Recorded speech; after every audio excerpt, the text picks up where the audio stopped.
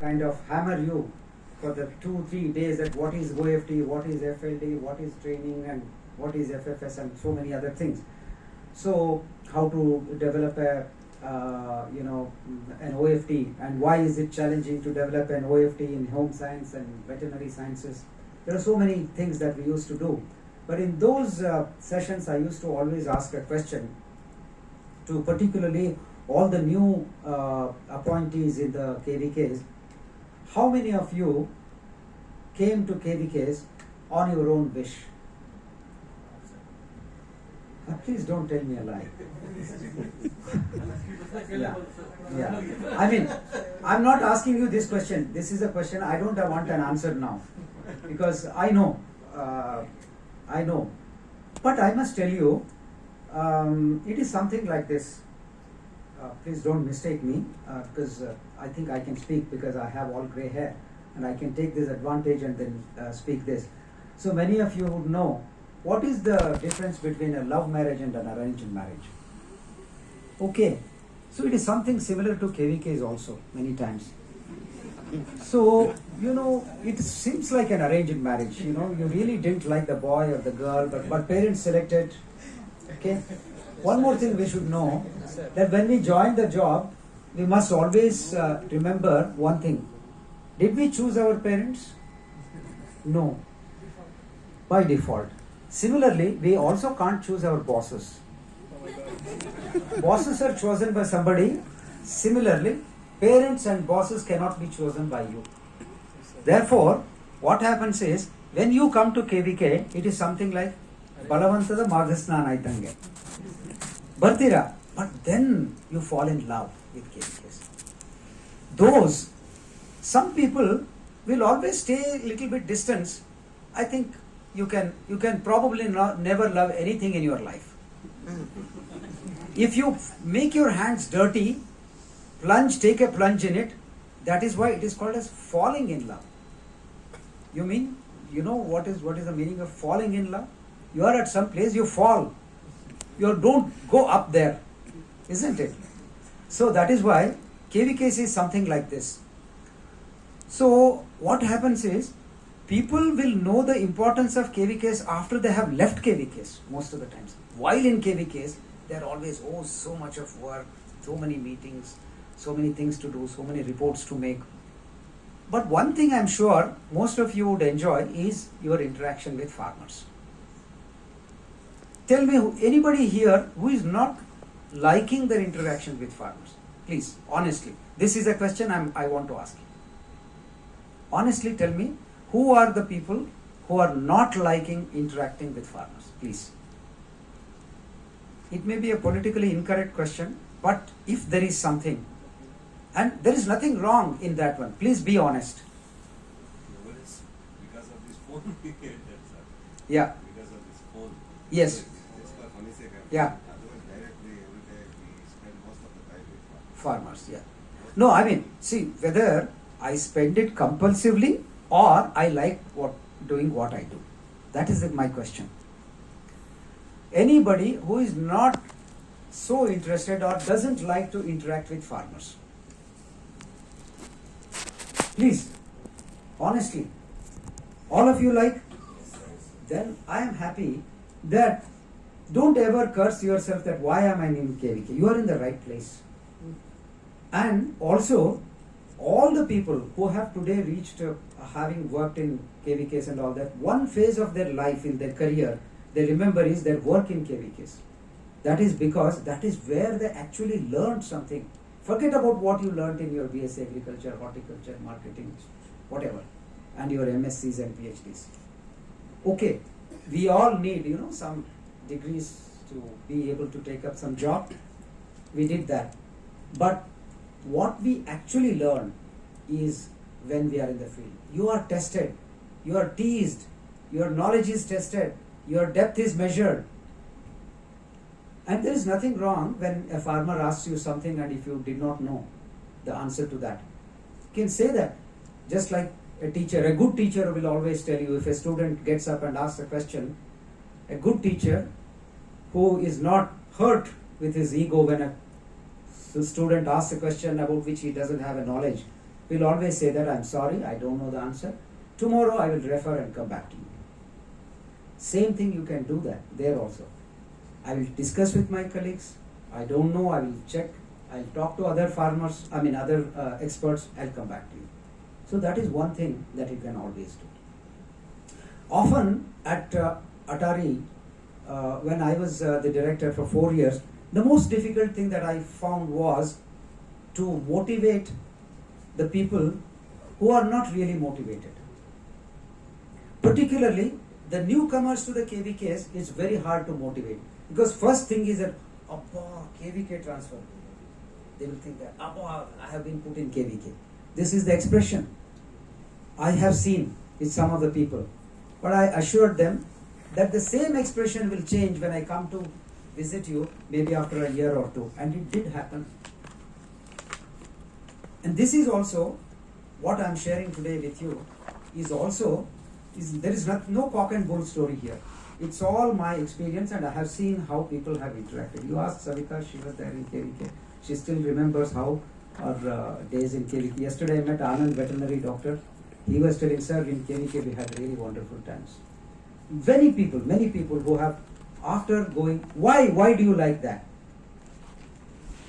Those of you who still don't have a perspective of what happens after you complete your KVK job and go into teaching or research or elsewhere, you will know that this is where you did something really meaningful. You connected with what the last mile, and you made a difference in somebody's life. You brought a smile on somebody's face. So this is very important. So don't ever feel terrified or curse your fate that why am I in KVK.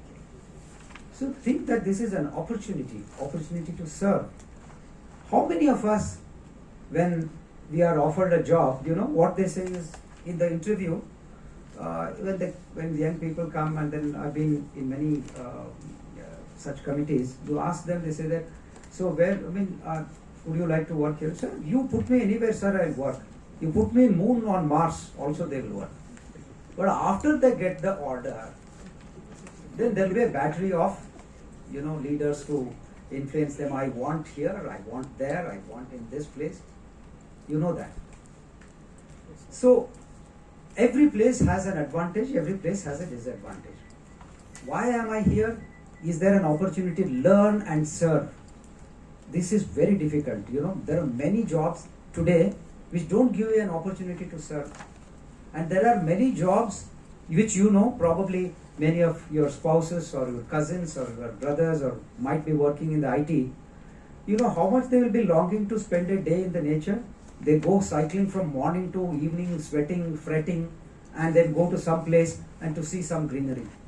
Because every day they are under artificial lights. Think yourself blessed. You're always amidst nature, you're talking to the people, with the soil. So, don't you think that this is a blessing? Is it not? Yes, sir. Yes, sir. I'm not getting any feedback. Yes, sir. Yes, sir. So, I really feel, I'm very happy that, particularly US, Bangalore has quite a good number of youngsters. It's a very good step the university has taken to have them inducted into the KVKs, because if given a chance, if I were to be the policy maker at some level, I always have expressed this in many fora, even to many vice chancellors when I used to participate in meetings, that make it a policy in the university that all the newcomers, until they become associate professors, to serve in KVKs at least for 3 years. That will make them better teachers, better researchers, and better extension professionals, and above all, much better human beings. So you compare after you go back. You please remember and mark my words. Go back when you go back, and some of you might vouch for what I just already said. When you go back, you please see what I today shared with you holds true or not. You are much better, going to be a much better human being. Ultimately, what is the purpose of life? It's not just coming to office, earning something, raising kids, looking at families, and then having some bank balance, buying a site in Bangalore, and driving a four-wheeler, and finally, by the time you have everything, you don't have any energy to do, Is that the purpose of life? Certainly not. The purpose of life is to be able to enjoy your life and be helpful to others. And your job gives you an opportunity to do that both simultaneously. How many jobs are there, you tell me, that actually give you an opportunity to serve people? Okay, people would be serving in some way, but they would not know who they are actually serving.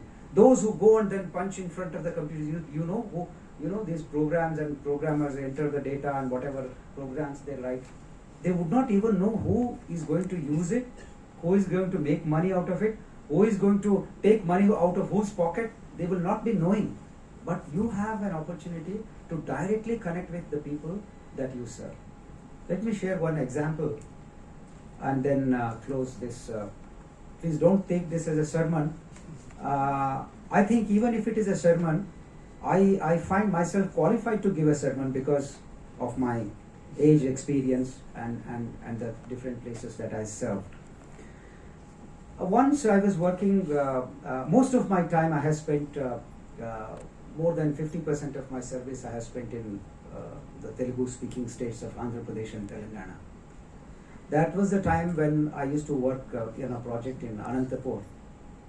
And Anantapur, as you know, is the only desert district in the South India. It's classified as arid zone. It is in arid zone.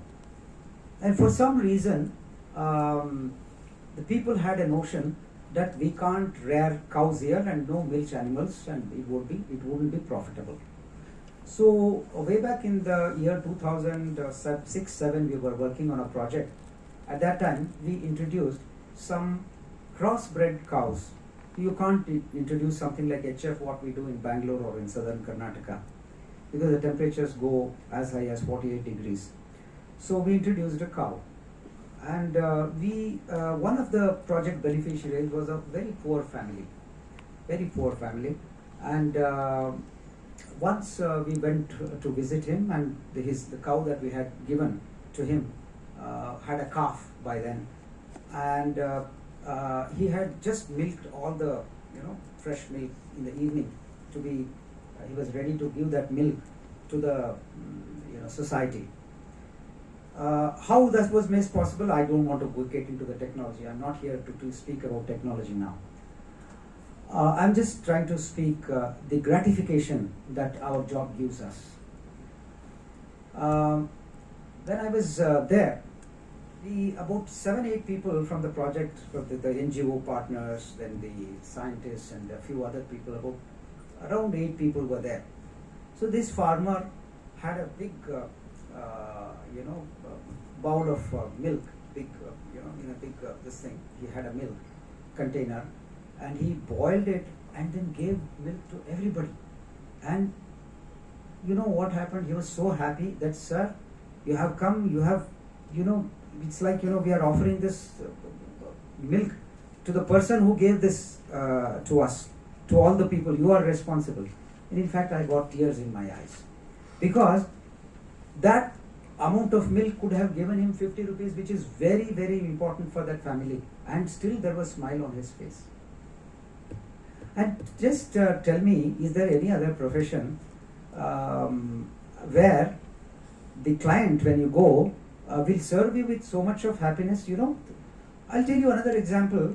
Compare it with 2 examples of what happens when you go to a trader and when you go to a farmer.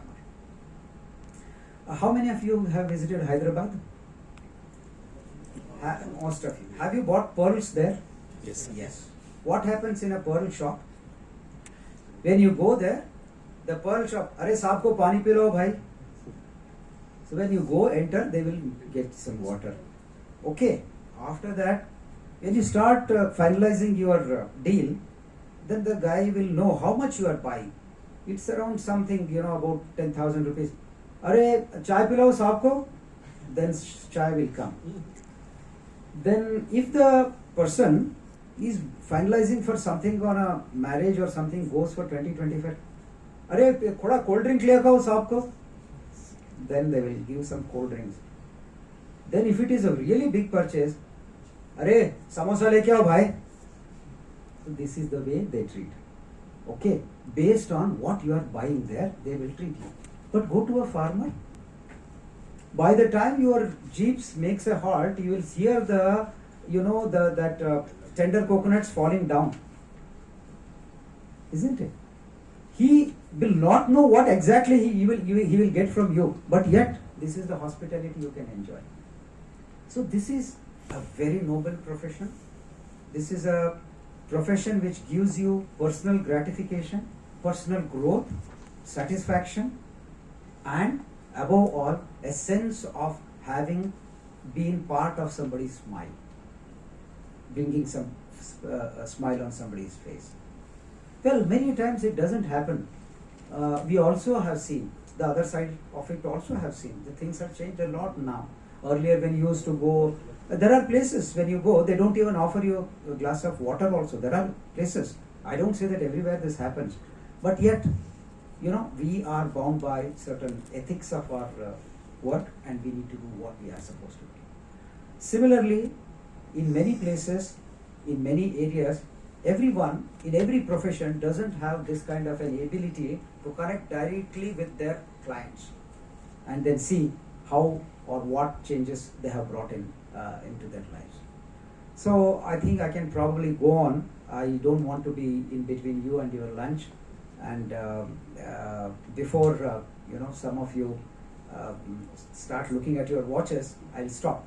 So thank you very much, and I really enjoyed, and I felt once again good to be back. Although quite a few things have changed. I'm trying to once again relearn certain things, and I'm really seeing some very good programs here, and I hope the suggestions that we have discussed here will be taken, and then this exercise of pre-action plan is something really very worthy of doing. I congratulate the DE at the university, and particularly the Vice Chancellor, who has taken a lot of interest in arranging this pre-action plan meeting. This is really good, because you will see a marked difference between those KVKs who have actively participated in the pre-action plan and those that have not, when they make their presentation in the final action plan meeting. So I wish you all the best for that. And do we have a program? I mean, anything else after lunch? Do we have any discussion? Okay, fine. Okay, fine. So thank you very much for this opportunity, and then patiently listening to me. Thank you.